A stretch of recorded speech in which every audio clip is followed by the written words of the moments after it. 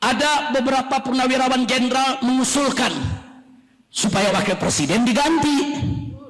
Usul. Boleh gak usul? Urusan diterima ditolak kan urusan DPR MPR. Usul boleh gak? Itu purnawirawan jenderal sampai ratusan jenderalnya saudara. Dengan Laksamana, Marsikal, Kolonel, ratusan orang ngusulin. Wajar tidak?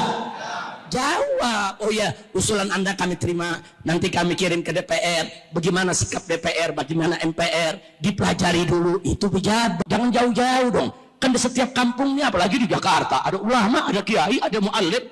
Di tiap masjid ada pengajian, dipimpin oleh guru-guru kita.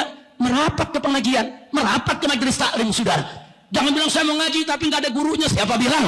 Ini yang namanya Jakarta, Betawi, guru sabrak-abrak, saudara. Saking banyaknya di setiap masjid, setiap musola, setiap gang ada tuan-tuan guru. Bahkan saat ini tuan-tuan gurunya nggak tanggung-tanggung, saudara. Yang lulusan Mekah, yang lulusan Yaman, yang lulusan Mesir, yang lulusan pondok-pondok pesantren berbagai tempat di Indonesia bisa baca kitab, saudara. Bisa jadi tempat kita bertanya. Dekati ulama, jangan tinggalkan ulama. Nah kalau ninggalin ulama ya begini akibatnya, saudara. Nah apa yang terjadi sekarang di kita punya negeri? Inna lillahi wa inna ilaihi raji'un. Nah, sekarang Allah kasih kita pejabat-pejabat, saudara, yang pada nggak bisa kerja. Bahkan kalau menghadapi kritik rakyat, jawabnya seenaknya. Rakyat teriak, cabai mahal. Dijawabnya pejabat, tanam aja sendiri. Ada yang jawab begitu? Gak jauh tidak? Rakyat teriak, listrik mahal. Pejabatnya jawab, ya lu jangan pasang listrik. Rakyat teriak, BBM mahal. Pejabat jawab, ya lu jangan beli bensin. Saya mau tanya, ada gak pejabat yang jawab begitu? Jujur, ada gak? Ada gak? Kok jawabnya begitu, saudara? Mahasiswa teriak, Indonesia gelap. Pejabat jawab, kau yang gelap. Saudara, kalau ada kritik dari rakyat, masyarakat mahasiswa bilang Indonesia gelap, introspeksi. Apa sih maksudnya gelap? Panggil mahasiswanya. Kau bilang Indonesia gelap, apanya yang gelap? Oh ini Pak, gelap karena penegakan hukumnya nggak jelas. Oh ini Pak, karena hukumnya ini cuma tajam ke bawah, tumpul ke atas. Oh ini Pak, masalahnya bensin dijual negara oplosan. Oh kalau negara aja ngoplos, bagaimana rakyat? Ini negara loh, saudara. Pertamina itu resmi negara punya, betul? Ngoplos nggak? Astagfirullahaladzim. Nah ini Pak yang kami maksud gelap. Tanya dulu, jangan langsung dijawab muka lu yang gelap. Ini bukan obrolan warung kopi, bukan. Ini komunikasi antara rakyat dengan pejabat. Lihat, oh karena korupsinya belum maksimal, ayo kita maksimalkan. Oh karena Pertamina kemarin ngoplos, ayo cegah, jangan lagi ada oplosan. Begitu dong. Ada lagi yang gawat, saudara. Ada yang gawat lagi nih, saudara. Ada beberapa purnawirawan jenderal mengusulkan supaya wakil presiden diganti. Usul. Boleh gak usul? Urusan diterima ditolak kan urusan DPR MPR. Usul boleh gak? Itu purnawirawan jenderal sampai ratusan jenderalnya, saudara. Dengan Laksamana, Marsikal, Kolonel, ratusan orang ngusulin. Wajar tidak? Jawab. Oh ya, usulan Anda kami terima, nanti kami kirim ke DPR. Bagaimana sikap DPR, bagaimana MPR, dipelajari dulu. Itu pejabat. Betul? Enggak, jawabnya apa? Yang minta wakil presiden itu untuk diturunkan, silakan keluar dari Indonesia. Pusing juga kalau dijawab begitu. Saya mau tanya tuh, orang-orang begitu punya moral tidak? Punya etika tidak? Punya sopan santun tidak? Saya mau tanya, rakyat berhak tidak untuk mengkritik? Rakyat berhak tidak untuk memprotes? Berhak, saudara. Kewajiban pejabat, ambil itu kritikan. Mana kritikan yang nggak betul? Sampai rakyat, kau punya kritik nggak betul, kau salah informasi. Sebetulnya begini, bukan begitu. Rakyat, masukan ini benar nih, kami pertimbangkan, nanti kami pelajari. Itu pejabat. Ada lagi yang lebih kejam. Rakyat rame-rame kritik, mahasiswa rame-rame protes, demonstrasi. Kiai-kiai saudara ikut bicara di atas mimbar. Apa mereka bilang? Jangan pakai sok-sok kritik, Jasa kalian kepada negara apa? Kita semua dibilang nggak punya jasa negara. Kacau tidak? Kacau tidak? Siapa bilang rakyat nggak punya jasa? Gue beli baju kena pajak, gue beli sorban kena pajak, gue beli handphone kena pajak, kita beli kacamata ada pajaknya, betul? Beli sendal kena pajak, betul? Ente belanja di market kena pajak tidak? Beli bensin ada pajak tidak? Bayar listrik ada pajak tidak? Semua rakyat bayar pajak. Siapa bilang kami tidak bayar pajak?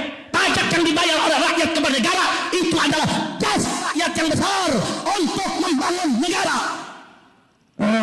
Aku ngomong, itu nggak punya jasa, nggak usah gitu, keluar aja dari Indonesia lalu benyang.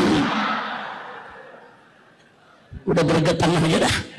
Saya kalau udah ngomong begini penyakit lupa, nggak bisa diri jadi biasa gitu. Dokter bilang jangan lompat, kita lompat lagi. Masya Allah, kacau tidak? Jadi saya bilang yang bayar pajak siapa? Yang bayar pajak siapa? 275 juta rakyat rame-rame bayar pajak, saudara. Berarti berjasa tidak? Berjasa tidak? Itu jangan-jangan pejabat yang ngomong begitu itu tadi punya belasan perusahaan, jangan-jangan dia nggak bayar pajak tuh, dia nggak bayar pajak loh. Kira-kira jelas nggak? Hari ini kita akan bicara tentang sesuatu yang lagi ramai di media sosial, tapi mungkin banyak dari kalian belum benar-benar memahami intinya. Ya, soal Gibran Rakabuming Raka dan permintaan sejumlah purnawirawan TNI agar dia dicopot dari jabatan wakil presiden. Kenapa? Karena proses awal pencalonannya dianggap cacat hukum, melibatkan dispensasi usia dari MK yang kebetulan dipimpin oleh pamannya sendiri.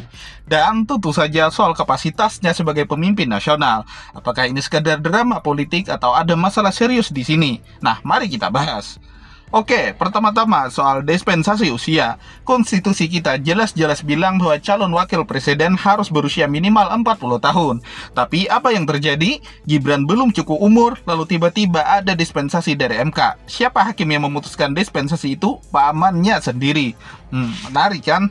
Sekarang coba bayangkan, jika kamu punya anak atau keponakan yang ingin jadi wakil presiden, apakah kamu bisa begitu saja memberikan dispensasi karena hubungan keluarga? Ini bukan soal hukum biasa, ini soal integritas sistem kita. Bagaimana mungkin kita bisa percaya pada lembaga negara jika keputusan besar seperti ini ternyata dipengaruhi oleh hubungan darah? Ini bukan cuma soal Gibran, ini soal bagaimana kita menjaga aturan main agar tetap adil bagi semua orang. Apa yang terjadi di sini adalah sebuah pertanyaan besar. Apakah kita hidup di negara hukum atau negara keluarga? Kalau hukum bisa dilanggar hanya karena keluarga, lalu apa artinya konstitusi bagi rakyat kecil yang tidak punya akses ke kekuasaan?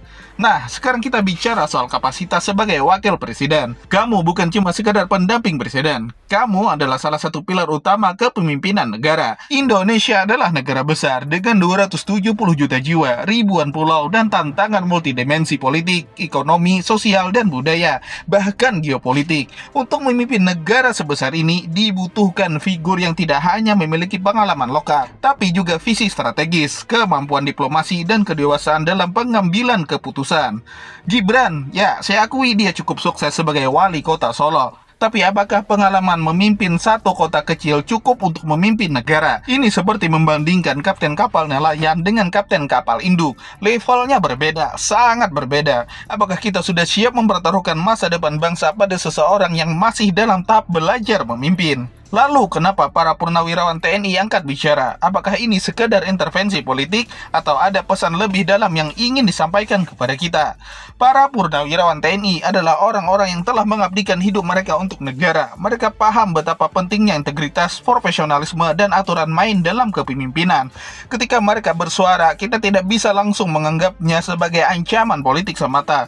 Ini adalah peringatan keras bagi kita semua untuk tidak mengorbankan prinsip-prinsip dasar demokrasi demi kepentingan pragmatis. Polemik ini, pertama, kita perlu mempertanyakan kembali sistem yang memungkinkan seseorang mendapatkan keistimewaan hanya karena hubungan keluarga. Ini adalah alarm bagi kita untuk menjaga independensi lembaga negara seperti MK agar tidak terjebak dalam konflik kepentingan. Kedua, kita perlu memastikan bahwa setiap pemimpin yang dipilih benar-benar memiliki kapasitas untuk memimpin, bukan sekedar popularitas, bukan sekedar nama besar, tetapi rekam jejak dan kompetensi yang nyata. Negara ini terlalu besar, terlalu kompleks untuk dipimpin oleh seorang yang masih dalam tahap belajar. Ini bukan lagi soal pro kontra terhadap satu individu, ini adalah soal masa depan bangsa kita. Apakah kita akan terus membiarkan aturan dilanggar demi kepentingan segelintir orang? Apakah kita akan diam saja ketika integritas kepemimpinan kita terancam? Polemik ini adalah panggilan bagi kita semua untuk bersuara, untuk berpikir kritis, dan untuk memastikan bahwa Indonesia dipimpin oleh orang-orang yang benar-benar layak.